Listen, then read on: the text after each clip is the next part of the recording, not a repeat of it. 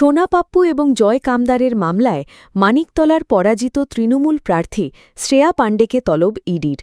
সূত্রের দাবি, শ্রেয়াকে আগামীকাল অর্থাৎ মঙ্গলবার তলব করা হয়েছিল, কিন্তু একদিন আগেই ইডি দফতরে পৌঁছেছেন তিনি। তাকে জিজ্ঞাসাবাদের প্রক্রিয়া শুরু হয়েছে।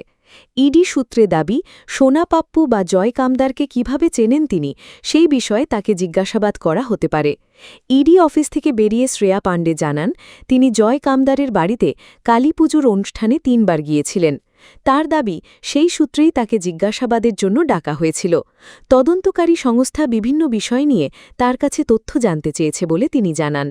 তবে ইডির পক্ষ থেকে জিজ্ঞাসাবাদের বিষয়বস্তু নিয়ে আনুষ্ঠানিকভাবে বিস্তারিত কিছু জানানো হয়নি। ঘটনার তদন্ত চলছে। আমাকে ডেকেছিল, আজকে আমাকে ডাকেনি, আমি নিজে থেকে এসেছিলাম। আমি অলরেডি ফেসবুকে পোস্ট করে দিয়েছি যে কেন ডেকেছিল। আমাকে ডেকেছিল যে আমি জয় কামদারকে চিনি কিনা। আমি বলে দিয়েছি আমি ওর এবং ওর বউয়ের বন্ধু, এবং আমি ওদের বাড়িতে কালী পুজোতে গিয়েছি, এবং সেটাই আমাকে জিজ্ঞেস করছিল। আমার দুপুরের পর থেকে ইন্টারোগেশন শুরু হয়েছে, এখন শেষ হলো, আমি বেরোলাম। কল্যাণ শুক্লার অ্যাকাউন্টে দেখা গেছে যে টাকা ঢুকেছে। আপনি একদম এগুলো ফালতু নিউজ, এবং আমি আপনাকে বলছি, আমি আপনাকে যেটা রিয়ালিটি দিচ্ছি, আপনার ইডি সূত্রটা একদম ভুল। আমি আমার ফেসবুকে দেখুন দুটো জিনিস লিখেছি। একটা হলো যে আগেরবার যে ফার্স্ট অফ অল কল্যাণ শুক্লার কোয়েশ্চেন আপনি আমাকে জিজ্ঞেস করতে পারেন না। আনন্দবাজার পত্রিকাকে আমি তাদের লজ্জা হওয়া উচিত যে তারা অন্য মানুষকে অন্য মানুষের সঙ্গে ভুলভাবে রিলেট করে দিচ্ছে। কিন্তু আপনাদের রিকোয়েস্ট করবো, যেহেতু এখানে অনেক পোর্টালও আছে আর বাংলাও আছে, আমি বাংলা, TV9, এবিপি আনন্দ, তাজা কেনা, এই 3 জনকে নিজে ফোন করে সকালবেলা বলেছি আমি ইডি যাচ্ছি। তো আমি এখানে কোথাও আপনাদের বলতেই ডেকেছি, কারণ আপনারা, আমার মনে হয় যে সঠিক ইনফরমেশনটা আমার থেকে পেলে সেটা বেটার হবে যে আপনারা পাঠান।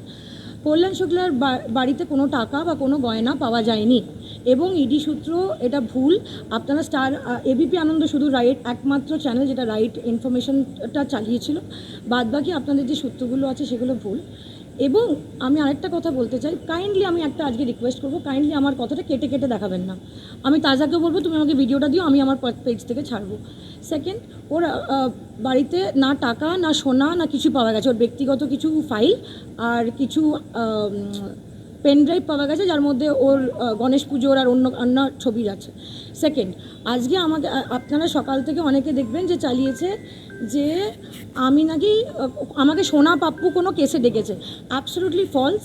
আমি এদের চিনি না, না ইডি আমাদের এদের নিয়ে কোনো কোয়েশ্চেন অ্যাট অল করেছে। এদের নিয়ে কোনো কোয়েশ্চেনও করেনি, কারণ ইডিও জানে যে আমি ওদের চিনি না। জয় কামদারকে আমি চিনি, ওনার এবং ওনার স্ত্রীর বাড়িতে আমি কালী পুজোতে গেছি, এবং আমি ছাড়াও 350-400 অন্যান্য জনও গেছে, এবং কারোর বাড়িতে যাওয়া এটা আমার মনে হয় না যে কোনো অপরাধ, এবং তারা আমার সঙ্গে খুবই ভালো ব্যবহার করেছে। আমার ইন্টারোগেশন আজকে যেহেতু ওদের অনেক ভিড় ছিল এবং আমি নিজে থেকে এসেছি, তো আমারটা একটু দেরিতে শুরু করেছে, লাঞ্চের সময় থেকে, আর একটু আগে শেষ হয়েছে। আমি ওদের সঙ্গে একটু বসে কথা বলছিলাম, আর তারপর পুরোটা আমার আজকে শেষ হয়েছে, এবং আমি পুরো কোয়েশ্চেনের যা কোয়েশ্চেন আমাকে করেছিল, আমার যতটা ক্যাপাবিলিটি নলেজে অ্যাজ এ রেসপন্সিবল সিটিজেন আমি কোঅপারেট করেছি যে আমি কী জানি। না, আমাকে ডাকেনি, আমাকে আজকেও ডাকেনি। আমি ওদের আমার কোনো সময়ের দরকারই ছিল না, কারণ আমার কারোর সঙ্গে পরিচিতি আছে, তার সঙ্গে আমার যদি কোনো তার ব্যাপারে আমাকে যদি কিছু জিজ্ঞেস করে, তাহলে আমার মনে হয় না যে আমার সময়ের কিছু দরকার। আমাকে কোনো ডকুমেন্টও চাইনি, কোনো নথি আমার থেকে চাইনি। আমার থেকে 3-4টে কোয়েশ্চেন, 6-7টা কোয়েশ্চেন করেছে, আমি সেটার উত্তর দিয়েছি। দেখুন, আমি আপনাকে আবার বলছি যে যদি ফ্ল্যাট বেচা কেনা হয় সেটা তাদের ব্যক্তিগত ব্যাপার, আমার সঙ্গে কিছু হয়নি। আমার সঙ্গে কোনো ফ্ল্যাট বেচা কেনা এসব হয়নি। আমি সোশ্যালি ওকে চিনি, এবং ওর স্ত্রী দুজনেই আমার বন্ধু।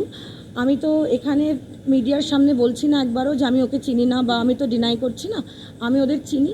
এবং ওরা বলেছে যে আমার যেহেতু এই ইস্যুটা ইলেকশনের আগে আমার কেউ নাম দিয়েছিল যে আমায় ডাকতে হবে, তো সেটা তো ক্লোজ করতে হবে, তো আমাকে ডেকেছে।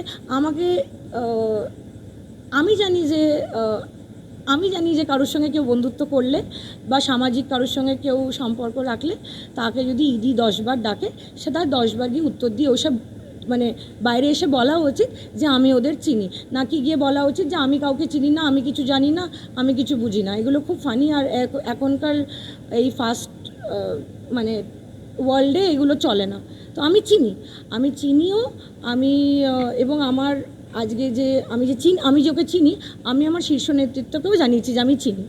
সল্টলেক থেকে ক্যামেরায় অশোক পাইক, নিউজ কলকাতা 24।